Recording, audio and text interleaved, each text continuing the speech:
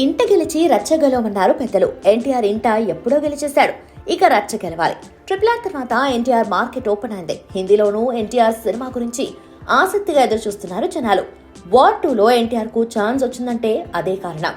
RRR Bollywood లోనూ విజయఢంకా మోగించింది. అయితే ఈ క్రెడిట్ సోలోగా తీసుకోలేకపోతున్నాడు ఎన్టీఆర్. ఆ విజయంలో రాజమౌళి వాటానే ఎక్కువ.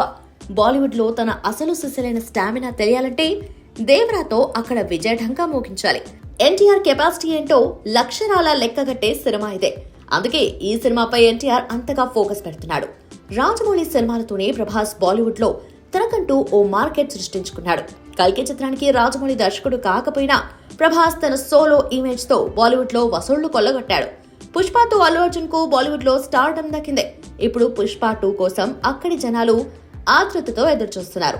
చరణ్ కు నార్త్ లో సోలో ఇమేజ్ ఉందా లేదా అనేది గేమ్ చేంజర్ తో అర్థమైపోతుంది. అందుకోసం డిసెంబర్ వరకు ఆగాల్సి ఉంది.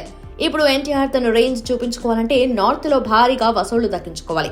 అందుకే ఈ సినిమా పబ్లిసిటీ విషయంలో ఎన్టీఆర్ గట్టిగా ఫోకస్ పెట్టాడు. ప్రమోషన్లను నార్త్ నుంచే మొదలు పెట్టడానికి, అక్కడ కరణ్ జోహర్ కు స్పెషల్ ఇంటర్వ్యూ ఇవ్వడానికి, ట్రైలర్ ను ముంబైలోనే లాంచ్ చేయడానికి కారణం ఇదే. దేవరా హిందీ నాట మంచి ఓపెనింగ్స్ రాబట్టడం చాలా కీలకం. ఎందుకంటే త్వరలోనే వార్ 2 రాబోతుంది.